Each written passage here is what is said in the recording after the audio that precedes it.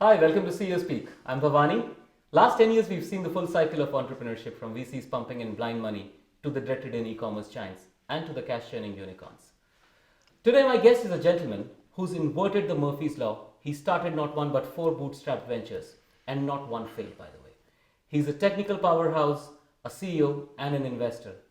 I'm in conversation with Vijay Gupta, CEO of Think Future Technologies, and the man behind AuthorisedDealer.com, which is the world's first and only authorized dealer network. Vijay, thanks for coming. Such a pleasure to have you here.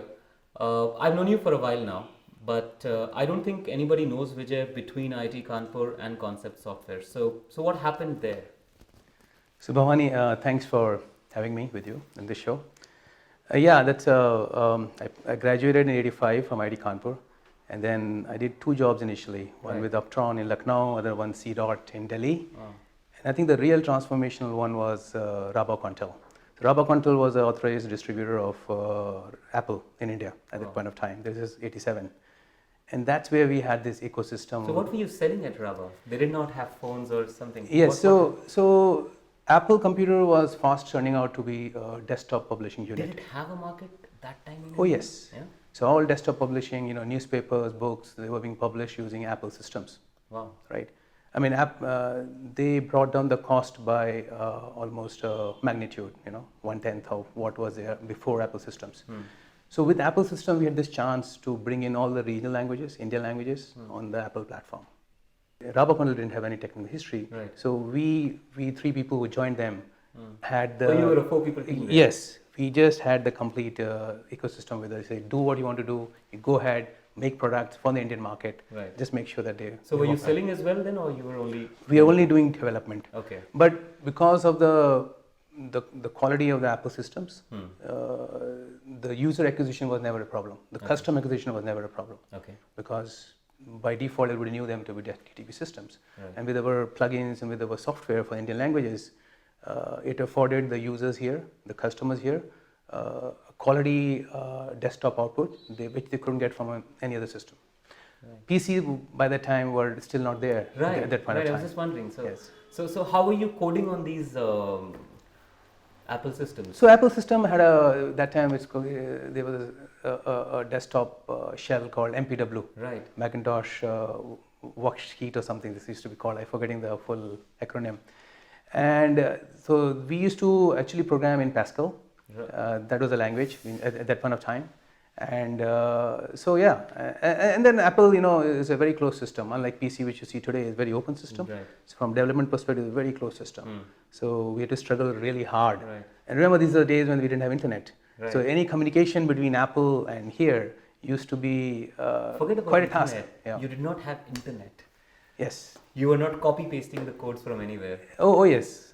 So everything had to be kind of done from scratch, and that was in a way good because copy pasting has its own pluses and minuses, and I think there are more minuses than plus. Right. Right. So what happened? So between the jobs, so then Concept Software was the first one? You founded? Yes. So 1991 is a year when Microsoft came up with the first usable graphical user interface based PC system. Till then, that point of time, it was all DOS. Right. And so once we had this GUI based system, which we now know as Windows, that's when we thought that what we are doing for Apple could easily be migrated and transplanted to Windows platform. Wow. Okay. And when you said we, two people from the Rabocontel team, me and RP Singh, so we both kind of So partnered. RP was also a classmate? Yes, so he's my batchmate from IIT Kanpur. Okay. And we both thought that it would be the right way if we kind of moved to Windows and quickly came up with solutions on Windows. So did you actually scale up Concept Software to a decent size? So this was 92. This was 92, and so when we started, we So had you were a 2-people team. Yes. And then 5-10 years, what did it become? So if you say in terms of number, I think in 2000 we were around 20 people team. But I think for a product company, even at that point of time, 20 people team as a software product was a sizable solid number. team. It's a sizable number. Yeah. Especially if you out of 20, there were almost 14 or 15 engineers. Right. So it was quite a sizable team from a product perspective. Right. So Vijay, every entrepreneur goes through this phase of lowness and a self-rejection phase, I would say. 25 years, 4 ventures.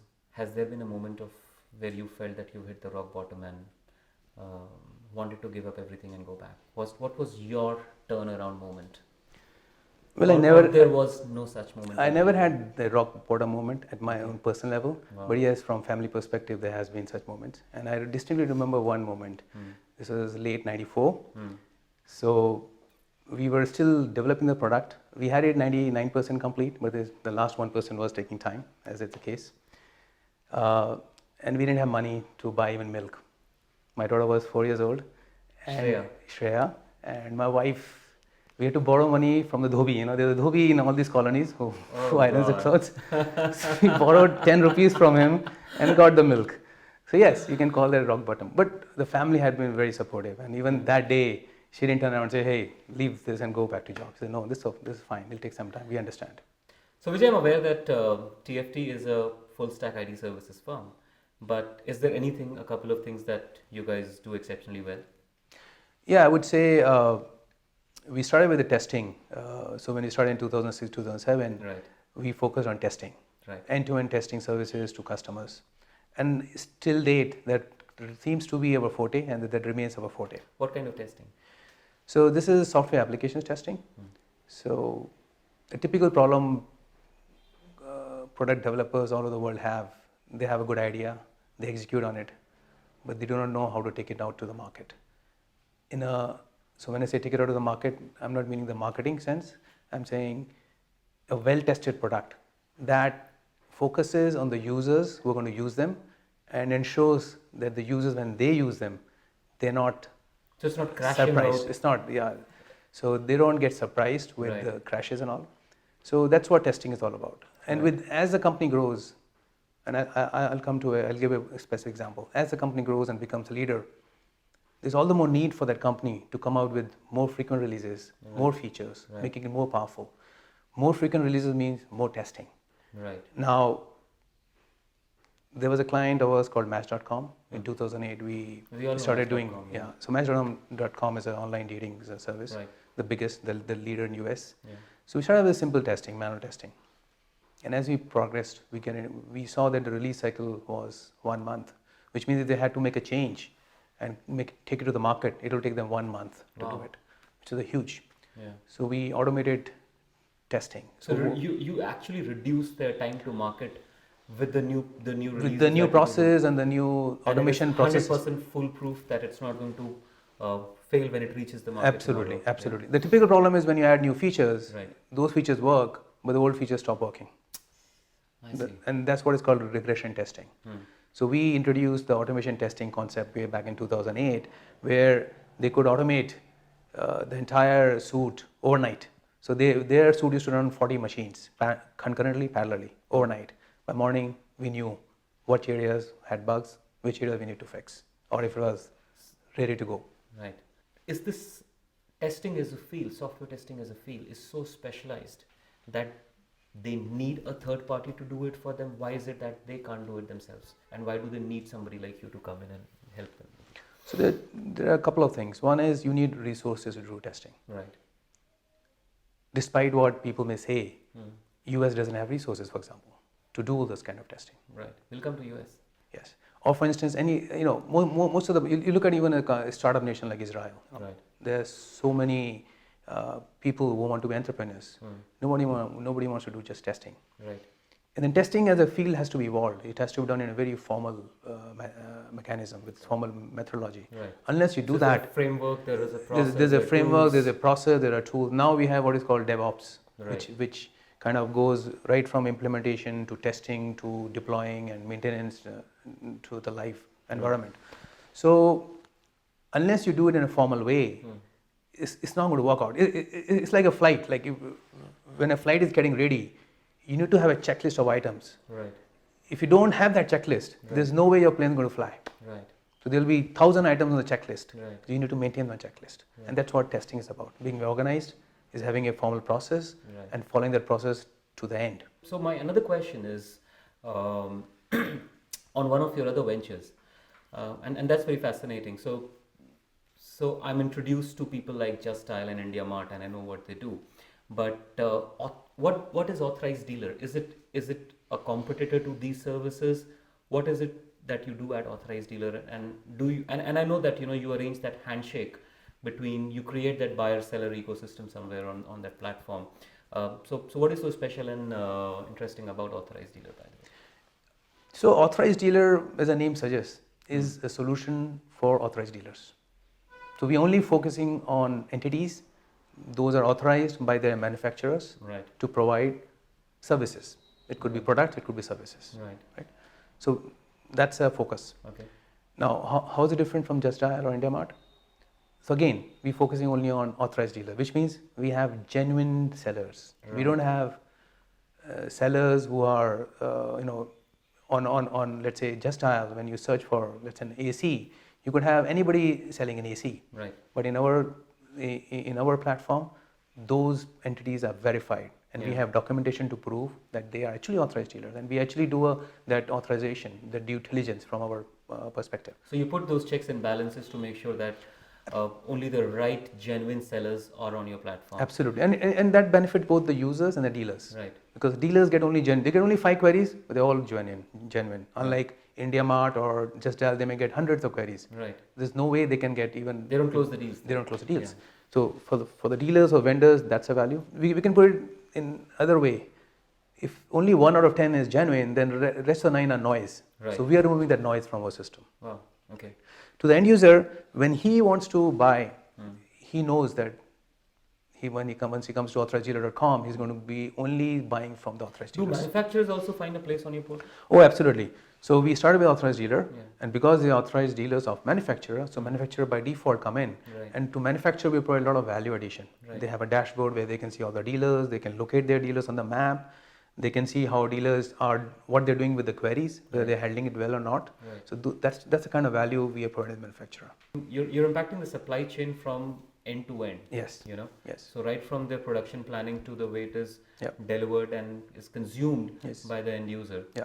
So we are doing that by ensuring that this channel is kind of sacrosanct, user to the dealer. That when the user is coming to a dealer, the dealer is verified, and Right. user knows that he is verified. Right. So once that channel is verified, Right. the rest of it flows automatically. So Vijay, 2016 for me, I would personally remember it for two big reasons. One is demonetization, and the second is Trump. So with the new government in US, and you being a technology small and medium sized segment, does it bother you somewhere? What do you, as a medium sized business, what do you stand to lose, gain? What's the future ahead? And I know that the kind of dependency that Indian services firms have on the US market. What do you think about it? So Trump happening is not an overnight phenomenon. Yeah. It's not something which happened overnight and people were surprised. No. Right. I think the writing has been on the wall for the last 4 years. Anti-establishment. Yeah. Not only anti-establishment, that's one piece to it. If you look at IT services perspective, labor arbitrage model, business model, was on its end. Oh, really? It was not going to survive this decade. No way. So all the big ones, the big companies here, made money on labor arbitrage by sending people on lower cost. Right. That model was anyway changing. Now last 3-4 years, the focus has been on digital. What that means is machine learning, data analytics, and artificial intelligence. So people had to migrate from being a low-end job, doing a BPO kind of job, or even a software developer, body shopping, to these domains where they can add more value. And this is what's going to happen. Right. Trump only is acting as a catalyst now. He's going to come up with this H-1B visas programs and costlier visa regime and all that, and on-site develop. So how much of this is actually going to happen on the ground, and how much do you think is for the media, for the fan base, for the voter base, as far as the H-1B is concerned? How much outsourcing is actually going to be impacted on the ground? It's going to be impacted in a big way. Yeah. It's not for just for media. It's already coming up. It's happening, and I think companies which work on labor arbitrage, they have to shut shop. They either have to set up offices in US and hire local people. Now that's another challenge. There aren't local people to be hired in that area, right? Which is another challenge. But I think in the short term is definitely going to happen in the next 1 year. And I think most of these companies are already thinking through and already moving on to the digital bandwagon. Right. I was reading just yesterday. How do you actually move this to a digital bandwagon? So I'm thinking, what would the Infosys and the TCS and the HCLs of the world would do if there is no labor arbitrage as you're talking about, or even minimized? So are we going to go for a surprise result to their Q4 endings now? So Bhavani, it's all about capital investment. In labor arbitrage, you don't make any investment. You just hire people, send them off. Yeah. Whereas if you want to build expertise, a competency in an area, you need to invest. Right. So if companies were making capital investment in these areas, in AI, in data analytics, in machine learning, in big data, are the ones who are going to survive. Is that something we are looking forward from TFT to? Oh yes. Sounds like. Oh yes. We already have made plans, and in fact, if you go back even 2007, we always, because of our product development background, we always followed that policy of building competency first and then providing service, and not vice versa. All right. Yeah. All right. Hey Vijay, so we come to the coffee with Karan moment, and I do this so that your employees, your family, your clients, and me, we get to know you a little better.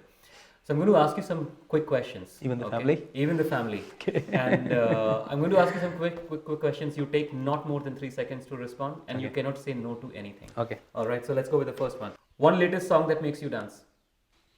दिल की तरंग से हाँ, फूलों के रंग awesome. फूलों के रंग से फूलों के रंग से फूलों के दिल की तरंग से 3 words that describe Think Future Technologies best. Think Future Technologies. 1 word you use too much. अरे यार. What is the best thing you've learned from your children? Patience. A secret desire you have? Be in Bhutan. Okay. A must on your food menu? Paneer. Okay. Larry Page or Steve Jobs? Steve Jobs. Windows or Mac? Mac. Alfred Hitchcock or Clint Eastwood? Alfred Hitchcock. Roman holiday or breakfast at Tiffany's? Roman holiday. Tel Aviv or New York? Tel Aviv. All right, thank you. It was such a pleasure talking to you. Pleasure was mine. It was really fun. All right, take care. Thank you so much. All the best for Think Future Technologies and Authorized Dealer. I look forward to seeing you again sometime. Thank you so much.